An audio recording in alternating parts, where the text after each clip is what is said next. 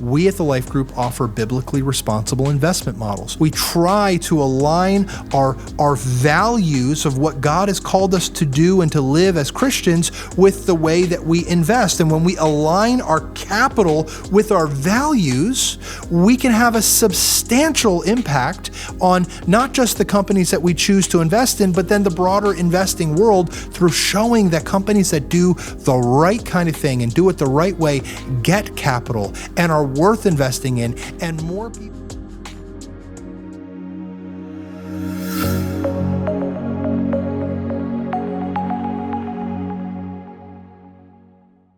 Welcome back to Life in the Markets. My name is Tim Russell, and today's the second in a series of videos where we look at the biblical command to invest.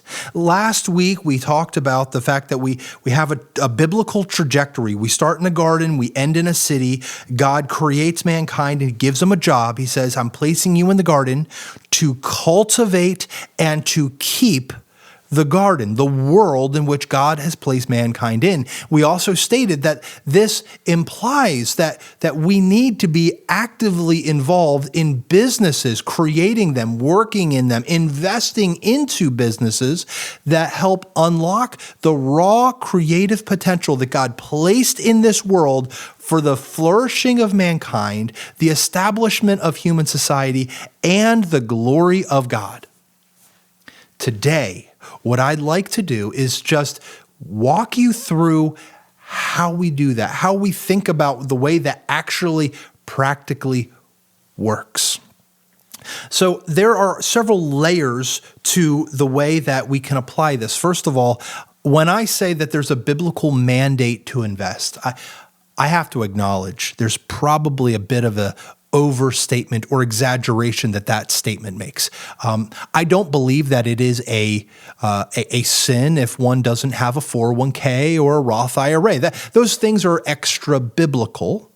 I don't want to imply that is what I want every human being or every Christian to do, or they're in some kind of moral danger or sin. However, there is clearly a mandate for us to invest. There's clearly a mandate for us to get involved in business. And the first layer of that is through our worldly employment, through our day-to-day jobs and occupations.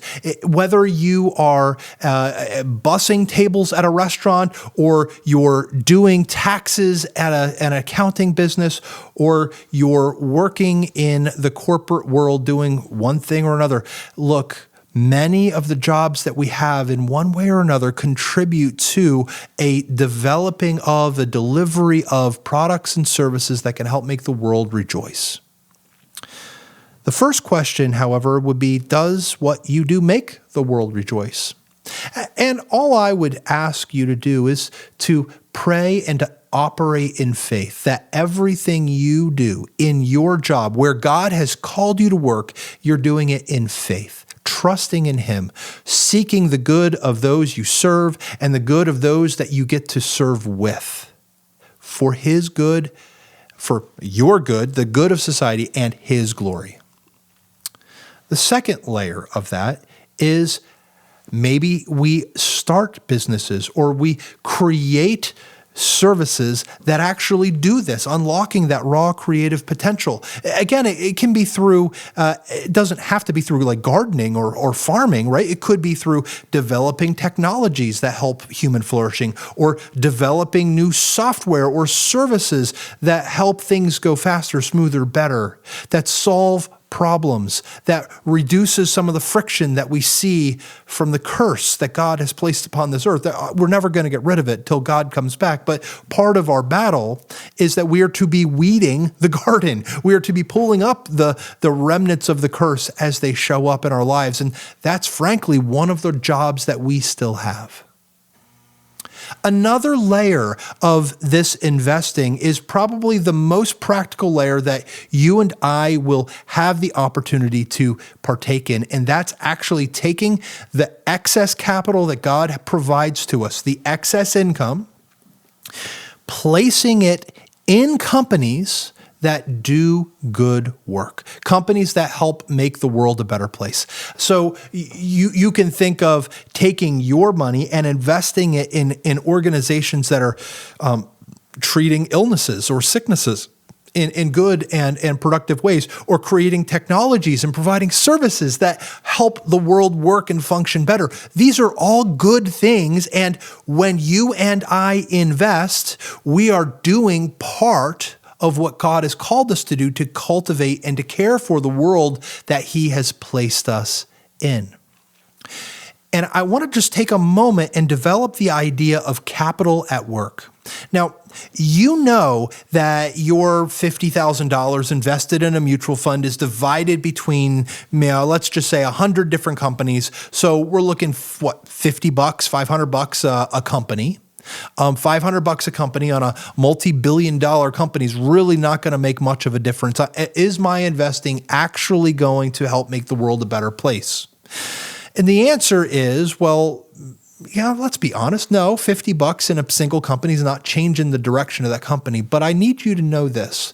As a Christian community, here in America at least, and certainly around the world, as Christians, we control the vast majority of the world's wealth through what we personally own. And when we use those resources and invest those resources in wise and productive ways, we are investing collectively in things that do help make the world a better place, that do develop and create human flourishing. So I believe that it is uniquely biblical. It is a uniquely biblical way of exerting the image of God that He has placed in our hearts to invest money in companies and allow that capital to work to facilitate the operation of that company. Some astute listener is going to say, but Tim, I'm buying a stock on the open market. I give my money to Joe Schmo, who had the stock before, who just sold it to me. That money doesn't go to the company. And you're right, I get that.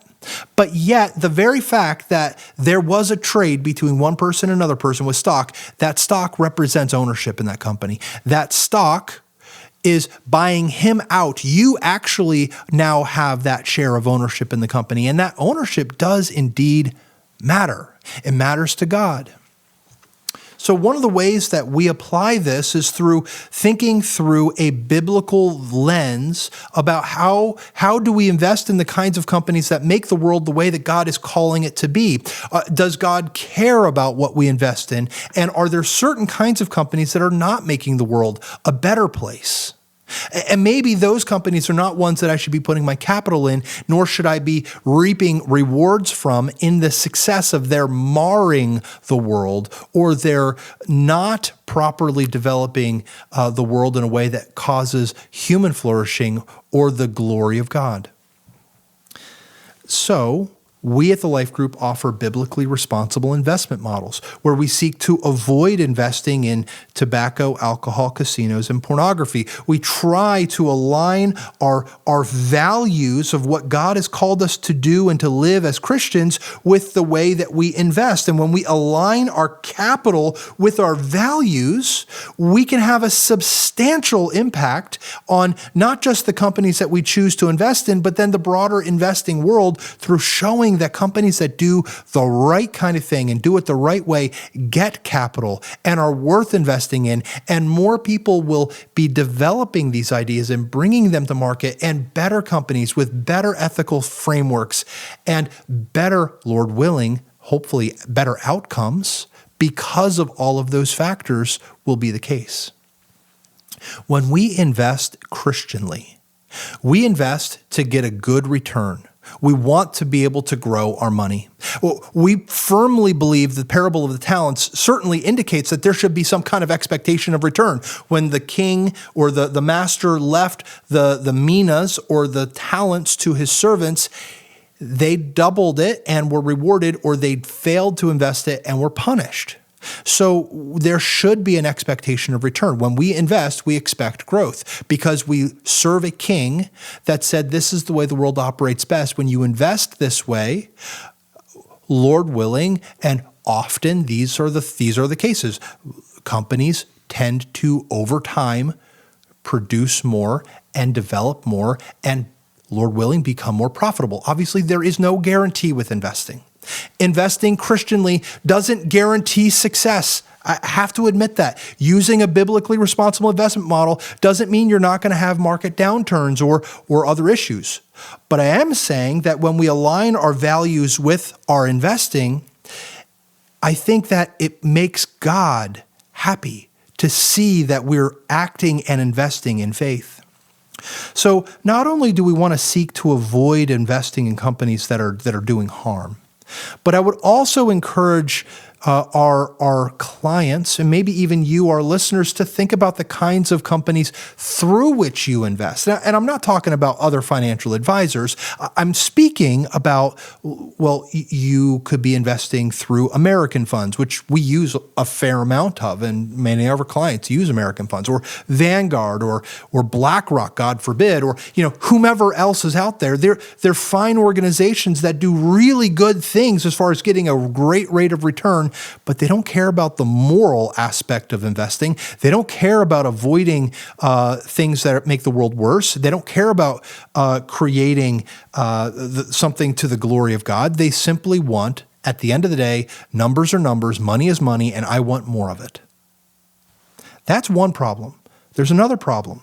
The other problem is, even beyond just the fact that they invest in whatever they want to invest in, they also are going to vote the proxy statements for all of the companies inside your mutual fund based on their worldview, based on their values and beliefs. And that, to me, is something that is very scary. If you look at the Life Financial Group over the last 20 years, one thing that you will realize is that we have been more and more and more trying to align our investment portfolios and options with faith-focused organizations that will not only invest in things that are good, but also will speak a Christian message to the corporations that own or that are owned within their particular investment vehicles. There's zero guarantee that all of those things will work out, and there's no guarantee that they're going to say the thing that you like, but I can, with a fair amount of confidence, say that not using a Christian organization will certainly be more problematic and will be pushing for agendas and outcomes that are directly contradictory to your closely held religious beliefs. Investing matters. And the way you and I invest matters. And here at the Life Group, we seek to honor God in the way that we invest. Now, as I wrap this video up, there's one additional thing that I think you should probably know. In biblically responsible investing, there is zero guarantee, A, that it's going to be successful or more successful than non-biblically responsible investing. But historically speaking, the return rates for biblically responsible investing are similar to what you see with their non-biblically responsible options. Many studies have borne that out. But I do want to point out that there is a particular trend that has been coming to bear more recently with biblically responsible models, certainly even the ones that we're managing, and many of those that our clients are using, have, generally speaking, underperformed something like the S&P 500. And that happens for a number of really obvious reasons. For example, the S&P 500 is all stock, and maybe your portfolio is a 60-40, 60 stock and 40 bond. You would expect you're going to underperform 40% of what the market's doing because you have bonds, right? It's less growth. But there's another reason.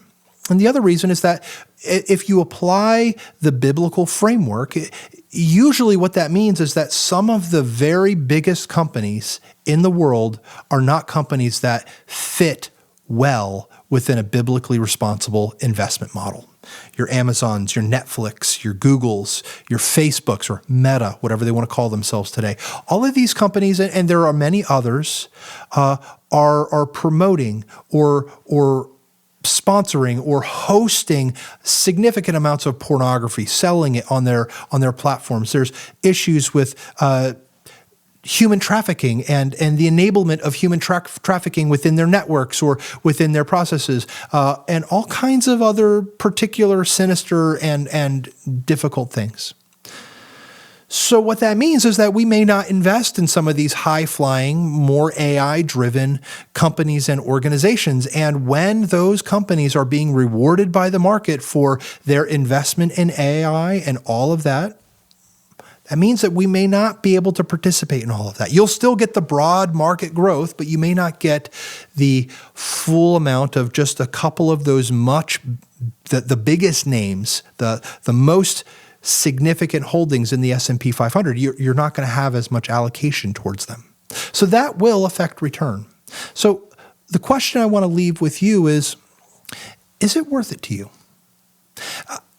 Here at the Life Group, we allow our clients to decide what they want to do. We have biblically responsible options. We encourage and would certainly like to default towards biblically responsible options, but you have the choice.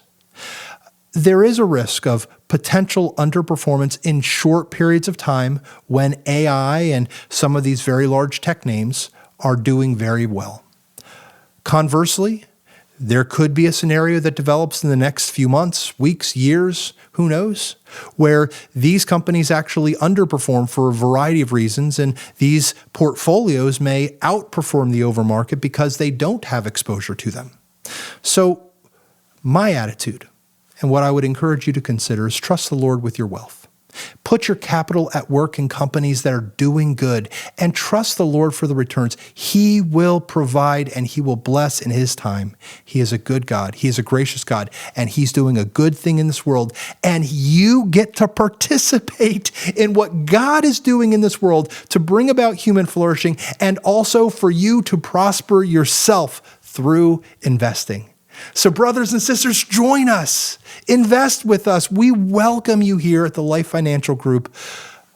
If you have questions and would like to explore what it would mean for you to invest in a biblically responsible way, reach out to us at thelifegroup.org and schedule your free stewardship review. We would be honored to discuss how you can engage in biblically responsible investing as well. And if you are a client and you're curious about where your portfolio is within the biblical responsible world, we can gladly discuss that with you. Reach out to your advisor and we will happily have a conversation. Until next time, take care. God bless. Be safe in the markets. The topics discussed in this podcast are for general information only and are not intended to provide specific investment advice or recommendations. Investing and investment strategies involve risk, including the potential loss of principal. Past performance is not a guarantee of future results. All information herein is from sources believed reliable, but is not guaranteed for accuracy or completeness. The team assumes no liability for any errors, omissions, or actions taken based on this material. Information is as of the date stated and subject to change without notice. Securities and advisory services offered through Genius Wealth Management. Member FINRA and SIPC.